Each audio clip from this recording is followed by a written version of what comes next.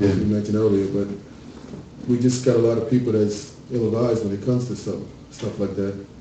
Well, and I think it's a great point that you're bringing up, and having both sides, because it's such a hot button topic. And if you only hear one side, it's easy to skew your perspective, you know. And so you need to hear from both sides, and I think it's going to be challenging. Yeah. But definitely a conversation that needs to be had. Yeah, the reason why I think it would be less challenging if we bring people that have personal experience and they can share from their personal experience, and it makes it a little bit easier for someone else to understand them. Because if you've been through it and you can explain it and you can educate people, I think it makes it easier for people to accept it, people to receive it. And then, can you tell us a little bit about some of the other topics you'd like to cover in upcoming episodes? Yeah, I was thinking of teen pregnancy as well. That seems to be a situation that's a little tough out there. A lot of parents are going through a lot of challenges with that. And a lot of kids having kids, you know, before they fully understand even the process of being a woman or being a man. So we definitely want to talk about that as well. And also drugs. We want to talk about that. Heterosexual relationship, we want to talk about that. So everything that can pretty much inform people and educate people, we wanted to bring it to the forefront and give a voice to people, and they can run with it. Well, and some of the later topics you're discussing, there are things that people a lot of times want to hide in the shadows. You know, let's not talk about it. Let's keep this hidden, and it'll get better miraculously. But that's not the case. And I think it even reminds me of, you know, the first interview we had with Redeem, just talking about, you know, you got to bring these things out so that people can get the help they need and hear the information that could potentially help them in a difficult situation. Yeah. I like that commercial that said, teach your kids on sex or someone else will. I love that commercial because what it does is they're going to know about the situation regardless whether they hear from you or not. But when they hear from you, it's a lot more critical, a lot more credible, because you can educate them the right way. Yeah. And they will be a lot safer place for them to hear from the parents. And one of the things also, I led a teen ministry in the Boston area, and had a conversation with one of the parents and communicated that the parents needed to be more engaged with the daughter. And he didn't take my word too seriously, and 6 months later the daughter was pregnant. You know, just those little small things that goes unnoticed, and sometimes the parents just disengage because somebody else is in there, where we can multiply our efforts by everybody being involved. I think that's a great point, because parents obviously have a responsibility in there too, but they need help. And I know myself, when I was a teenager, there's only so much I'm going to listen to my parents. Having other people's perspective and other people that I look up to and respect, and being able to hear from them helped me then listen more to my parents. Yes. Absolutely. And another thing I want to bring up is, you know, teenagers, like you know, just to build on what you were saying, teenagers look to others. They don't look to their parents because they resent their parents 95% of the time. I know I did, but that's just me. But, you know, they resent their parents because they don't want to be told what to do. And I think a lot of it comes down to is teens need mentors. Right. You know, it could be someone in their 20s, it could be someone in their 30s, 40s, whatever. If you get close to a teen, and I actually just went to a devotional on this topic last night at our church, that, you know, teens need mentors, you know, so that they are learning about the problems of sex, peer pressure, drugs, drinking, this, you know, everything that teens go through in high school, so that it doesn't become a problem for the parents later on.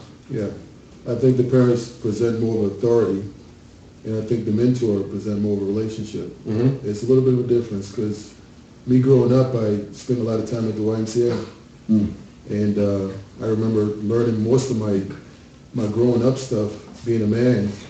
I understood how to be a leader and how to be a man for my dad, but at the same time, Terry Walker was able to give me the other perspective of life. He was able to be a friend that I can open up to, where I didn't feel that authority. I felt more relatability. Who is Terry? He's my, when I was 13 years old, playing 13 and under basketball. Okay. He was the coach, inner city basketball. So he was the coach the whole way through, all the way up until I was 18. taught me a lot of different things about, I mean, he made a great correlation between life and basketball. You know, how we play basketball, how we prepare for basketball, kind of how you got to prepare for life as well. You know, preparation is the key. Well, and I've spent the last 8 years as a high school theater teacher when I was in Arizona, and so I can definitely relate to what you're saying because it's so important to invest in the students. You know, if I just brushed them off, and fortunately because I was teaching a different subject, I think it made me freer. It's a little bit more difficult if I was teaching a different subject area, but it allowed me a little more latitude in how I could come at things. And because I was involved with a lot of after-school programs, I had a lot of kids coming, you know, through my program over the years that I was there.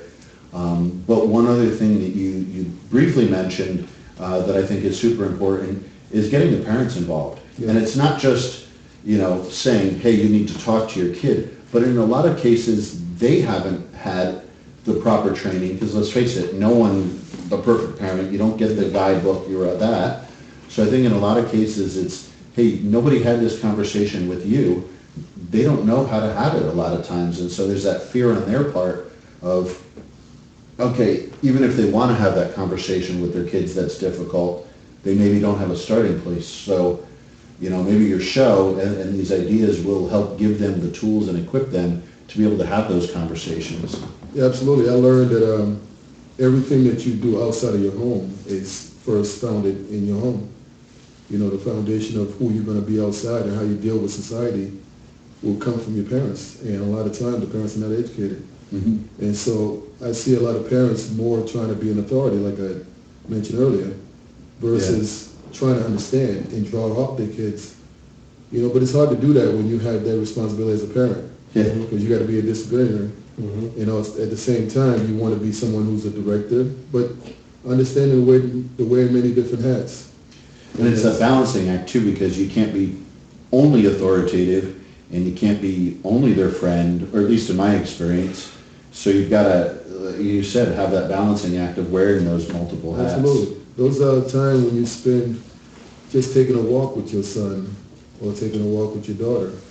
You know, giving those little conversation, I mean, it goes a long way. Those little seeds that you can plant. And somewhere down the line, somebody else will water it. Like in my case, mm-hmm. where my father gave me the structure of how to be a man, but Terry Walker was able to water it. Mm. You know, he was able to take it to a different level. You know, he actually used basketball as an analogy to life, where I can learn and not feel threatened. Because sometimes, as a kid, you want to please your parents. Yeah. Mm. And sometimes you go against the grain and even please your parents. And at the end, you may not be happy about that so much because you don't never find out who's your true identity. That's a great point. You want to be like your dad. You know, I see a lot of parents trying to live through their kids, mm-hmm. whether it's sports or something that they missed out on growing up. And that just create a whole different persona from the kid. That's a great point. Yeah, there's so many different dynamics at play there that, you know, it sounds like the approach is the more knowledge that they can get, the better choices you can hopefully, because that's ultimately what it's about. It's, you know, you don't want to jam all this information into a kid and expect them to make always the right choices. They're going to make mistakes. Absolutely. But if you could give them the education that really rounds it out and helps them to make good decisions, then they've learned the process instead of just do this, don't do that. Yeah, and mistakes are good. You can't grow unless you make mistakes. True. So what you got to do is you got to work yourself from the mistake and educate them the right way. You know, and ask them questions, a lot of questions, because a lot of times we spend a lot more time telling the kids mm-hmm. versus asking questions to see where they're thinking and where they're at mm-hmm. and what kind of feeling that they may have, because a lot of kids are insecure these days. You know, and you can definitely tell it. Yeah. Well, and I'm sorry if I... No, I was just going to say, you can definitely tell a lot of kids are insecure because of this, of what the media, us excluded, mm-hmm. of what the media shows how kids are supposed to be. Mm. You know, you have these celebrity females out there that are size 0, you know, starving themselves. Mm-hmm. That's not a natural way to live. You know, so these girls that are 13, 14 years old in that time of their life, I mean, even younger, 6, 7, 8 years old, you know, they're in that moldable time of their life, and they're looking at these people instead of their parents as role models. Yeah. You know, I'm reminded of, you know, a lot of kids carry, look up to role models. I mean, I remember me, I looked up to Hulk Hogan. He was my role model. But I like this quote, came out from Charles Barkley, who said, "I'm not a role model." You know, and it's, you know, why do you think that celebrities try not to be role models? Is it because of, you know, the way they live? I mean, it wasn't until I read Hulk Hogan's second book, you know, earlier last year that I realized that he, you know, he sniffed coke a lot and he was a coke addict and all this stuff that I never knew about growing up. When he's spouting out, you know, say your prayers, eat your vitamins, you know, train, believe in yourself. Again, he was living a completely different life. Mm-hmm. It's sad how these celebrities live. Yeah. And then, you know, the media touts them as that's the way you're supposed to be. But it's, you know, on their point, I would imagine it's a tough predicament too, because they're doing their job. Mm-hmm. But at the same token, people are looking to them for things that aren't related to their job, for advice or guidance or whatever, mm-hmm. and that's not what they signed up for necessarily, but yet they're almost thrust in that role. So, yeah, interesting dynamic. And one thing that I initially thought your show was going to be a little bit, Rob, I thought you were going to have to serve as mediator, because some of those topics are difficult situations. But I like the approach that you're taking, because it really, to me, seems more about education. Yeah. You know, getting that out there. Does that sound accurate? Absolutely. But there's going to be some mediating in there as well. I study psychology, so I get a chance to get some input and kind of redirect or direct certain aspect of it.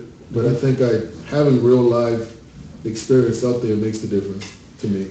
All right, well, before we get to the next topic, because Rob's got a couple more shows we're going to talk about, we're going to take a quick break and we're going to keep this up. This interview is going great. So Rob will stay with us and we'll be back from break in just a couple minutes.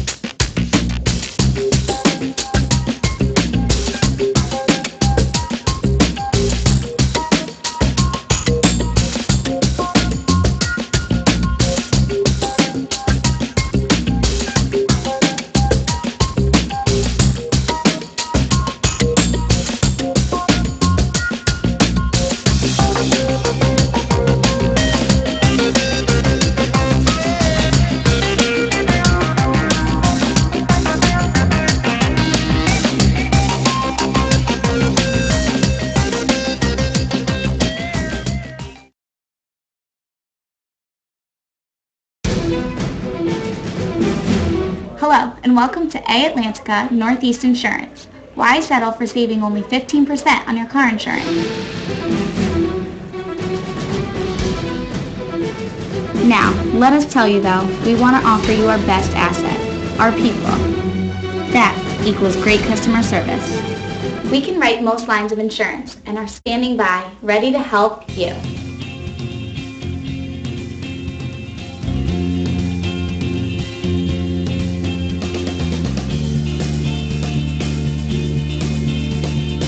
With our multilingual staff, telephone quoting, online quoting feature, and our locations throughout Connecticut. Our main office in West Haven, as well as fully staffed offices in Hamden, Hartford, Bridgeport, and Danbury. By the way, in addition to being locally accessible throughout most of Connecticut, we also can write insurance policies over the telephone via fax or mail. Service like I remember when I was... You don't have to worry about anything. I never do.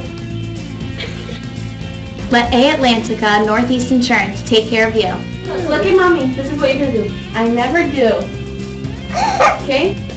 So remember us when you have insurance needs. A Atlantica Northeast Insurance. Let's try it again.